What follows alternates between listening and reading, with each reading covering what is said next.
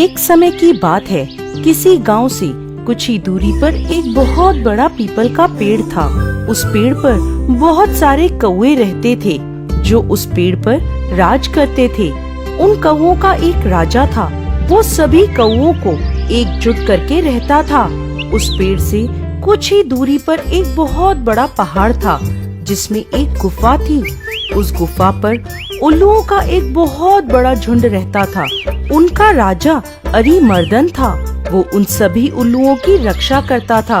इन दोनों समूहों में आपस में बहुत पहले से दुश्मनी चली आ रही थी। उल्लुओं के सैनिक हर रात पीपल के चारों ओर चक्कर लगाते और कोई कौवा अकेले अगर मिल जाता तो उसको नोच नोच कर मार देते। धीरे धीरे करके उल्लुओं ने सैकड़ों कौवों को मार दिया था।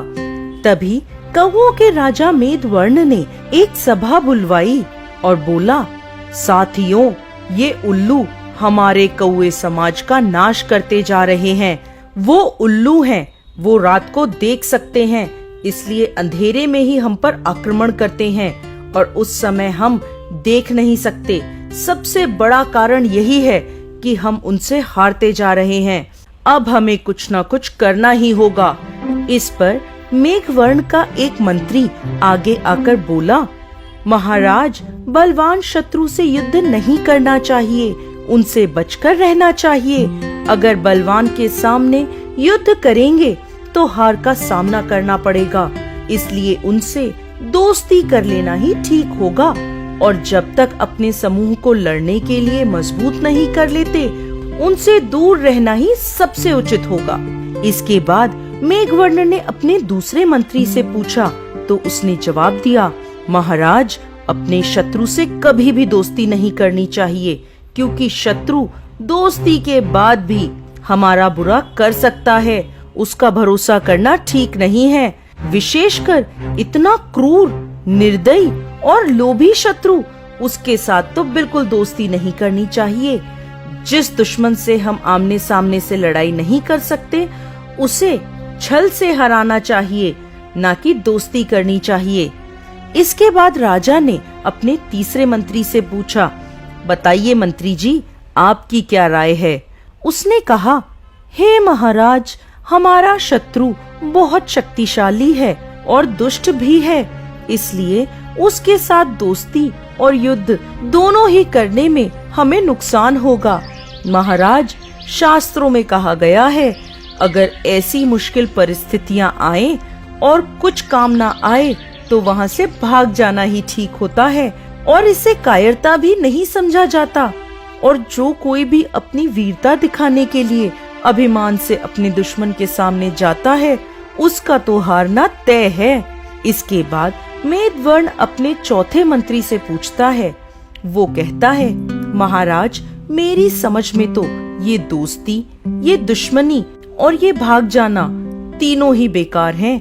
इसलिए हमें एक आसान नीति अपनानी होगी। अपने स्थान पर ही खड़े रहते हुए शत्रु का नाश करना चाहिए। तब मेघवर्ण राजा ने अपने अंतिम पांचवें मंत्री से कहा, हे मंत्री, अब तुम ही कुछ अच्छा उपाय निकालो जिससे शत्रुओं से बचा जा सके। मंत्री बोला, महाराज, मुझे तो लगता है कि इस समय हमें संशय नीति को अपनाना चाहिए। ये नीति कहती है कि अगर सामने वाले शत्रु के किसी भी एक या दो बलशाली लोगों को अपने पक्ष में कर लिया जाए और उनसे अलग कर दिया जाए तो हमारा दुश्मन कमजोर हो सकता है। उसके बाद उससे युद्ध करके आसानी से हराया जा सकता है। पांचों मंत्रियों से सलाह लेने के बाद मेघवर्ण अपने सलाहकार बुजुर्ग कौवे स्थिर जीवी के पास गया। उसे प्रणाम करके बोला, आपने मेरे सभी मंत्रियों की अलग अलग प्रकार की राय तो सुनी ही होगी, लेकिन मुझे इनमें से कुछ भी समझ नहीं आ रहा। मैं कौन सा उपाय अपनाऊं? आप मुझे इसकी सलाह दीजिए। तब स्थिर जीवी ने कहा, महाराज, सभी मंत्रियों ने अपनी अपनी बुद्धि के अनुसार ठीक ही सलाह दी है, मगर अपने अपने समय सभी नीतियां काम आती हैं। लेकिन मेरे अनुसार आपको भेद नीति अपनानी चाहिए, जिसमें पहले हम अपने दुश्मन से मित्रता करेंगे, अपने लिए विश्वास पैदा कर लेंगे, लेकिन शत्रु पर विश्वास नहीं करेंगे। दोस्ती करके युद्ध की तैयारी करते रहेंगे और अगर तैयारी पूरी हो जाए तब हमें युद्ध करना चाहिए और दोस्ती के समय ही अपने दुश्मन की कमजोरियों का पता लगाना चाहिए और तभी हमें आक्रमण करना चाहिए। तब मेघवर्ण ने कहा, आपका कहना ठीक है, लेकिन शत्रु की कमजोरी किस तरह पता लगाई जाए? तब स्थिरजीवी ने कहा, गुप्तचरों के द्वारा हम शत्रु के कमजोरी का पता लगा सकते हैं। मेघवर्ण कहते हैं, जैसा आपका आदेश हम वैसा ही करेंगे। अब स्थिरजीवी ने कहा, अच्छी बात है, तो अब आप लोग मुझे मारकर लहूलुहान करके इस पेड़ के नीचे फेंक दो और आप सभी लोग पहाड़ के दूसरी ओर के पेड़ पर चले जाओ। मैं तुम्हारे दुश्मन उल्लुओं का विश्वास जीत लूंगा और उन्हें इस पेड़ पर बुला लूंगा। जैसे ही मौका मिलेगा मैं उनके राजा को मार दूंगा। उसके बाद आप सब वापस आना। मेघवर्ण ने उसकी बातों को सुनकर ठीक वैसा ही किया। जब उल्लुओं के राजा तक यह संदेश पहुंचा तो वो अपनी सेना के साथ पीपल के पेड़ की ओर आया। वहां आकर जमीन पर पड़े स्थिरजीवी को देखा। स्थिरजीवी को देखकर उल्लुओं के राजा को आश्चर्य हुआ। उन्होंने पूछा, तुम्हारी ये दुर्गति किसने करी है? स्थिरजीवी ने जवाब दिया, महाराज, मैं मेघवर्ण का मंत्री हूँ। मेघवर्ण ने ही मुझे घायल करके यहाँ फेंक दिया है। वो दुष्ट आप पर अपनी सेना के साथ आक्रमण करना चाहता था। मैंने उसे रोकते हुए कहा कि उल्लुओं की सेना बहुत बलशाली है, उनसे लड़ाई करना ठीक नहीं होगा। उनसे सुलह करके उनके चरणों में चले जाते हैं। मेरी ये बात सुनकर वो दुष्ट मेघवर्ण गुस्सा हो गया और मुझ पर झपट पड़ा और मेरी ये दशा बना दी। अब आप ही मेरे स्वामी हैं, मुझे अपने चरणों में स्थान दे दें। जब मैं ठीक हो जाऊंगा तो मैं खुद ही उस दुष्ट मेघवर्ण को ढूंढकर आपके सामने लाऊंगा। स्थिरजीवी की ये बात सुनकर उल्लुओं के राजा ने अपने सभी मंत्रियों से सलाह ली। उसके पास भी 5 मंत्री थे। एक मंत्री ने कहा, महाराज, इसे बिना देर करे मार देना चाहिए। शत्रु को निर्बल अवस्था में ही मार देना चाहिए। दूसरे मंत्री ने सलाह दी, महाराज, मेरी राय में शरणागत की हत्या करना पाप है।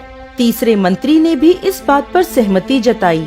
इसके बाद चौथे मंत्री ने कहा, महाराज, हमें इस शरणागत शत्रु की हत्या करके अपने पर पाप का बोझ नहीं लेना चाहिए, इसलिए इसको छोड़ देना चाहिए, क्योंकि कई बार एक शत्रु दूसरे शत्रु को अपने आप ही नष्ट कर देता है।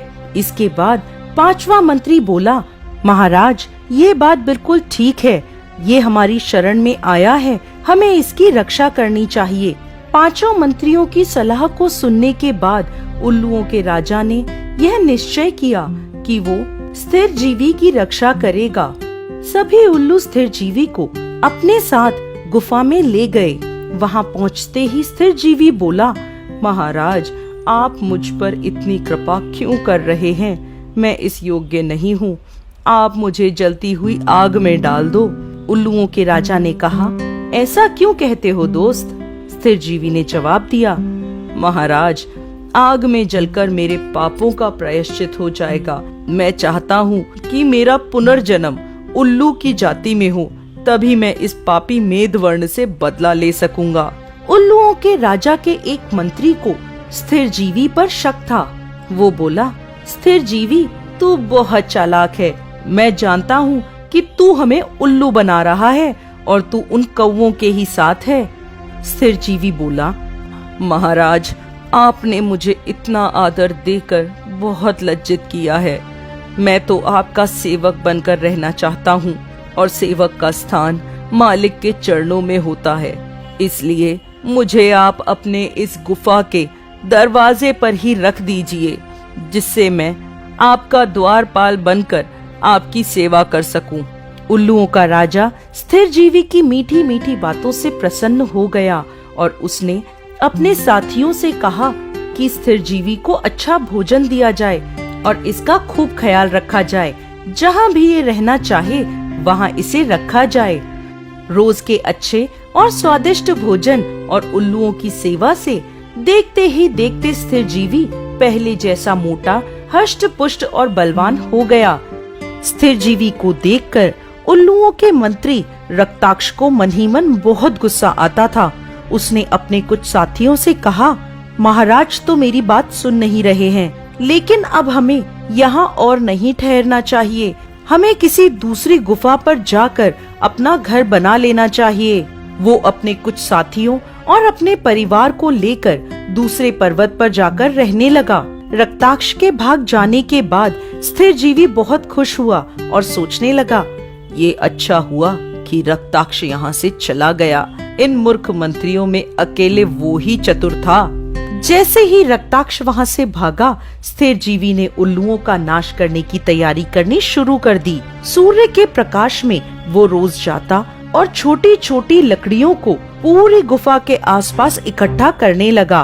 एक दिन सूर्य की रोशनी का फायदा उठाकर वो अपने राजा मेघवर्ण के पास गया और कहने लगा, महाराज, मैंने शत्रु को मारने की पूरी तैयारी कर ली है।